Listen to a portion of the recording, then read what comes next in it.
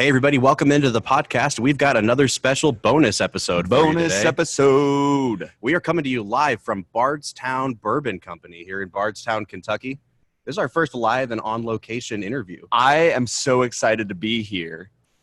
But Bob, who are we with today? You know who's not here right now. I know. He's not here with us. He's not here with us right now, but we are actually here in spirit. Yes. With David Mandell, who is the CEO and president of Bardstown Bourbon Company. David, how are you today? Doing great. Thank you. And I'm sorry that I couldn't be there with you. I have had an event in D.C. that took me out of town, but I really appreciate you guys being there and thrilled that the whole team is there to take you through the whole facility and see everything we're doing.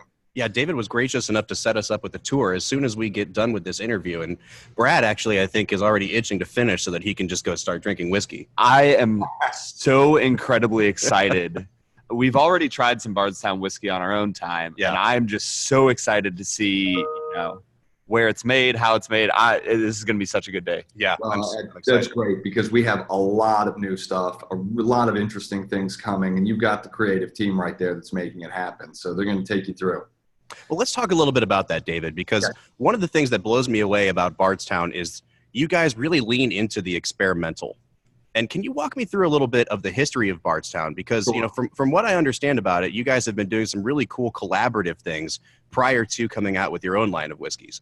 We have, and I'll tell you, it's really an exciting time. It's an exciting company. The history of the company is all about evolution. It was an evolutionary process. People say all the time, did you guys come out here with the vision to build this? And the answer is simply no. We came out there with one idea, and myself and our CFO and COO and Peter Lofton, our chairman, we had one idea, and then that idea evolved. And as we got out there and we learned about the community and learned about the Bourbon Trail and learned about needs in the market, we came up with this concept of the Napa Valley style destination experience, where we do custom whiskey production, we bring the community together, and it's a celebration of the entire craft of making whiskey.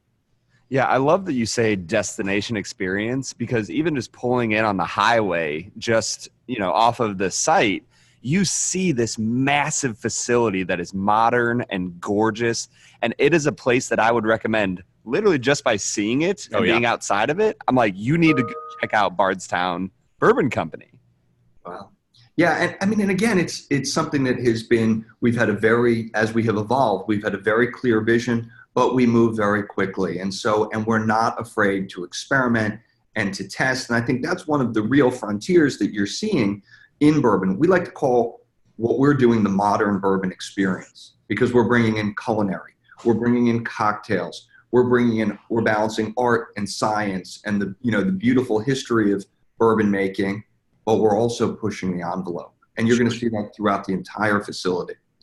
So for those of our listeners who can't be here at the facility, can you kind of give us a little bit of a narrative walkthrough of what you're talking about? I know that what you guys did as your bourbon was aging and maturing is that you allowed other distillers to kind of come in and do some experimental things, and that's become part of your Fusion and Discovery series as well. So, it's interesting because we saw a very important need in the market for what we call our collaborative distilling program. And simply put, the collaborative distilling program is complete custom whiskey production. We produce for over 24 different customers. We produce everything from High West to a number of great brands, Jefferson's, Kentucky Owl. We do all their production going forward, but completely custom. That kind of service never existed before. But going one step further, they get to make Bardstown Bourbon Company their home. So we celebrate them. They showcase it. And what is happening, we'll do 40 different mash bills this year. So to put this in perspective, the big companies do anywhere between 1 and 5. Wow. We will do 40, and they range the entire spectrum from single malts to bourbons to rye. You're going to see that. Very complex, but the beauty of it was really giving the customer the ability to make anything with us. And we have gotten all of that knowledge, all those companies working with us together has translated, into us producing our own products. Yeah. And so that's what is great. And so we fully embrace the idea of collaboratively working with other makers. That's exciting. Can you walk us through your line of Bardstown Bourbon that you've just now started producing? Absolutely. So we have some really exciting things. Our first is obviously Fusion. And what Fusion is beginning to introduce our aged bourbon along with some really beautiful Kentucky bourbon that we purchased. And we put everything on the label, completely transparent. So this is 60% of our juice at 2 years old. One is a 20% wheated bourbon, one is a 36% rye, along with an 11.5-year-old Kentucky bourbon. And what was neat was this was done with our culinary team, our beverage team, and our distilling team working together, 50 blind tastings to get this right balance. Wow. So it is blending, and it's introducing our product to the market. Next year, it could be 70-30, 80-20 as we go, and we begin to show you, as we move towards having our fully aged products. Mm-hmm. Discovery Series is purely about the art of blending and making just a beautiful product with our 3 teams. This is 4 Kentucky bourbons ranging from 5 years to 13 years, total transparency. And as Dan Calloway and Steve and John will tell you, this was just about making a great blend. And we see that as really one of the next major areas coming is the art of blending in bourbon. Had it in Scotch for a long time. Yep. A lot coming on this. Then to round it out, we have our collaborative series. These are really limited edition products that tell the story of us working with other great artisans to make something really special. The one I'm holding here is our Pfeiffer Pavitt Reserve. We took a 9-year-old Tennessee bourbon and finished it for 18 months in Suzanne Pfeiffer Pavitt's Cabernet barrels. Beautiful, incredible attention to detail. We sent the barrels on refrigerated trucks, and this is a super long finish. It really is a decadent product, but it's a great story. It's got her logo on the back, so it's telling the story of the 2 companies. We have one coming out next year with Prisoner. We have 3 more with Copper and Kings. We have one with a great Armagnac house, a great rum house. And the idea is to make limited amounts of these and tell a great story. And they will be primarily only available, in our facility. Yeah. Go ahead. And I think what attracts me so much to Bardstown as a company is I feel like there's this idea in the spirits world of like, you keep the recipe under lock and key. Yeah. You know what I mean? Of like, no, this is our recipe and you can't have it. Right. And you guys, like you said, not only are you working with other companies, but even within your own company, you're working with multiple different teams to ensure that you are putting out the best product that you can. And I absolutely love that. That's it. And, at the end of the day, if you make things that are really great, they're going to be very well received. Not everybody likes it. I mean, is this traditional? No, it's not. Right. But, there are many aspects of what we do that are. And so I think that's where you see things going. What we really see from the consumer that's coming in and what they truly appreciate is the fact that you're walking into our facility. We carry everybody's products. We sell everybody's. We have a great vintage whiskey collection. You can have wine. You could have you can have craft beer. You have a wonderful meal, and you're enjoying this in cocktails straight. You might not have it at all. And so you might be traveling with people and you're not a bourbon fan, but maybe you like wine, and this helps introduce you to the category. Absolutely. So we're seeing that every day. And so it's really exciting. Again, we call that the modern bourbon experience, and we're really excited to be pushing the edge there. I really appreciate that you brought up, the attention to detail for the consumer as well. We just did an interview up in Newport with New Riff earlier in the week, and we're seeing a lot with these more startup companies and just newer distilled spirits producers is that transparency is key. And you guys really seem to have keyed in on the fact that the bourbon consumer nowadays is highly educated. They want to see the mash bill. And for you guys to be able to just slap it right there on the bottle, it shows that you really care about the people that are buying this off the shelves. Yeah, and I think, that's a trend that is crossing all industries, especially kind of in food. And, people want to know what's in their products. Right. It's a trend, whether you're a millennial, whether you're older, people want to know not only what they're consuming, but they also want to know, the history and the story behind it that's real. And so we made a very conscious decision early on when we came out there and we bought that property and we looked at it and we said together as a team, what's the story of Bardstown Bourbon Company? And the idea was, we're not going to try to create some story. here, this is it. Let's just celebrate bourbon. Let's make great bourbon. Let's include everybody. And that's going to be the story. And so that's how it evolved. And so it's been an amazing process. And the story of the company is the story of this team that has come together, all from all walks of life, have moved to Bardstown to build this company. And you're going to see so many of those people today. And it's great. Well, David, the conceit of our podcast is film and whiskey, and so we try to marry these two concepts as much as we can. And if we can roughly transition here as much as possible, we asked David to send us a list of his favorite movies that we could discuss here on air. And one that stood out to us, and I think the one we want to key in on today, The Big Lebowski. The Big Lebowski, the Coen Brothers 1998 classic. David, what is it about The Big Lebowski for you that gets on that list? It's one of those movies that just is so special. I always find myself when I watch it, you sit back and you say, how did you write this script? This script is so incredible. They make great films, but they've never been able to duplicate that, obviously. Sure. It is so brilliant in terms of, and I have read review after review trying to figure out, I'm sure as you guys have, what really that film is about. And there's so many different theories. Yeah. Incredible. It's almost like Seinfeld in that way, in that it's kind of about nothing, but you don't care because you're along for the ride. It's a Seinfeldian masterpiece. I'll tell you, it's funny because our Dan Lind, who is our CFO and COO of the company, is a huge fan of that movie, and we always find ourselves quoting it when people just say things. You hear a line, and you quote it. And we had this idea, it was a joking idea, for an app that has the entire movie built into it. And so you put it on, and anytime you get a quote that is near, somebody says something that it is near what is a quote in the movie, it automatically reads it out like Alexa.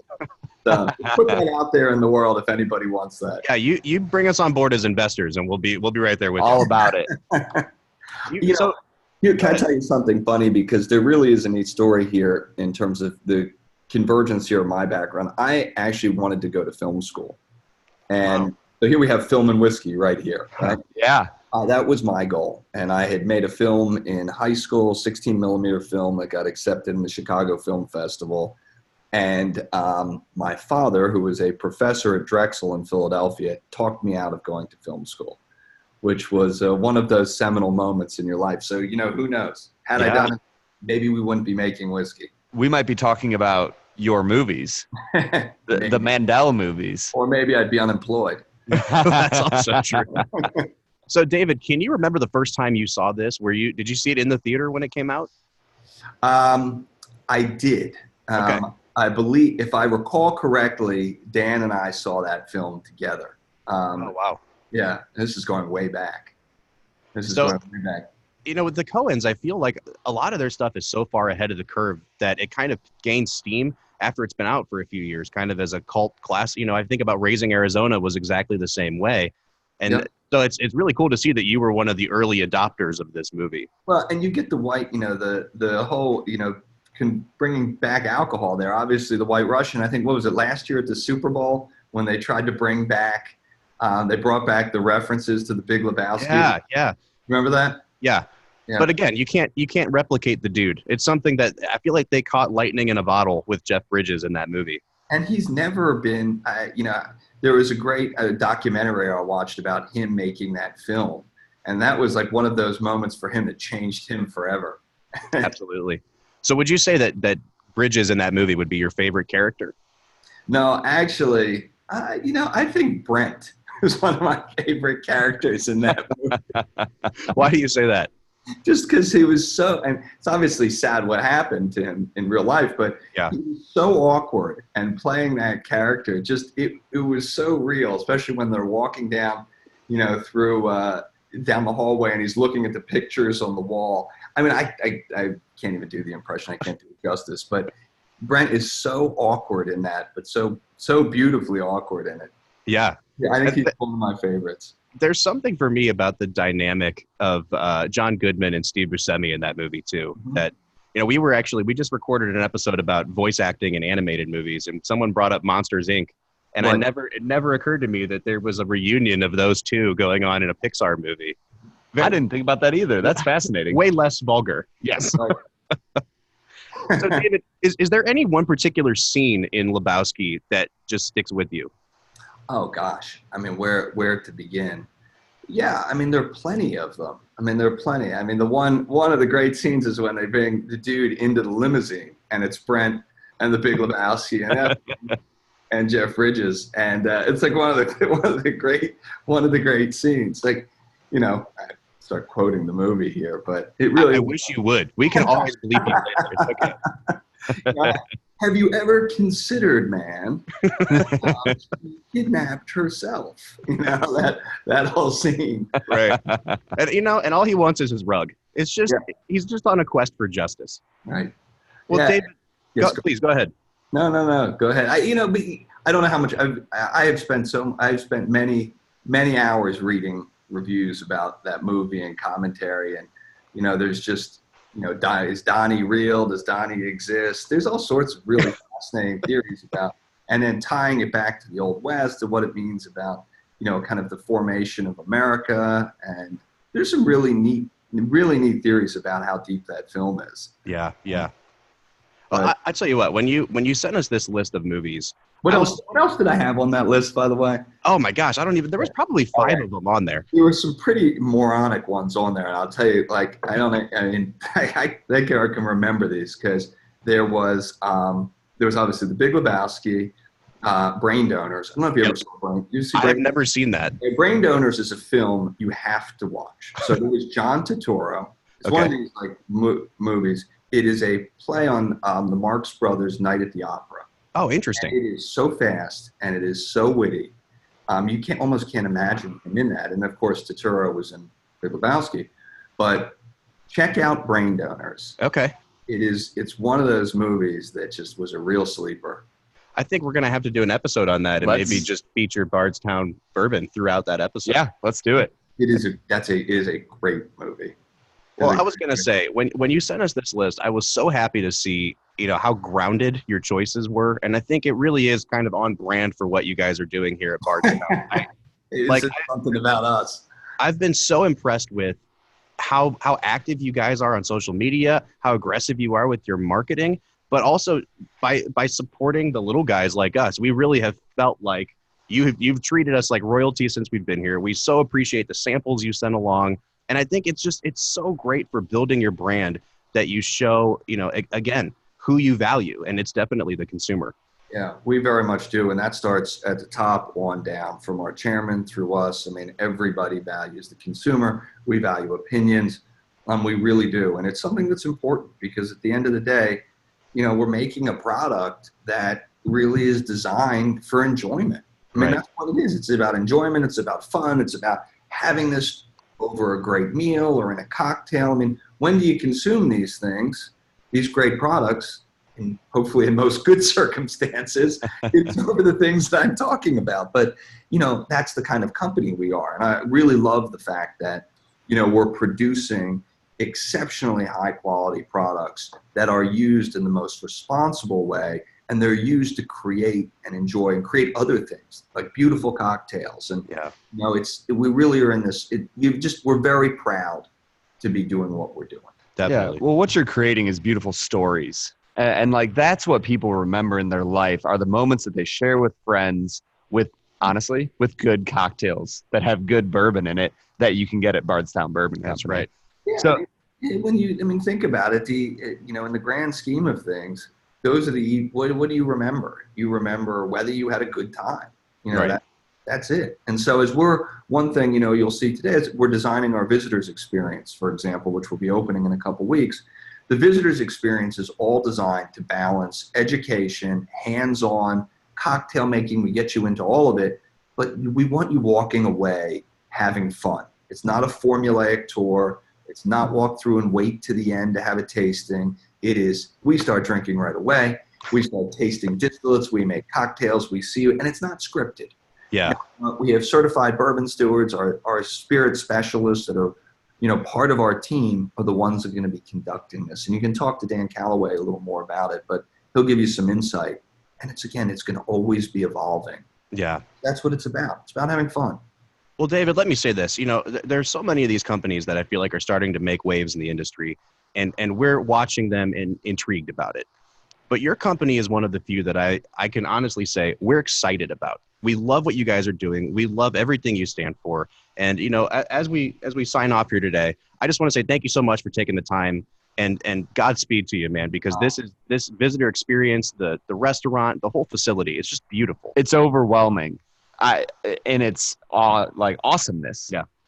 Well, we really appreciate that. It means a lot. And thank you for helping us spread the word, because that's what we're really trying to do. You know, we want more people to understand what we're doing out here, you know, and you're seeing the impact. You know, this is helping Bardstown. It's helping the community, which is something that we really care about. And it's helping bring greater tourism and focus into Kentucky. And so at the end of the day, that is a major part. We all work together. It's an industry that is extremely tight-knit and very close, unlike any other industry I've certainly seen. Yeah. You know, we all compete on the brand level, but we all help each other to advance both the community and the industry.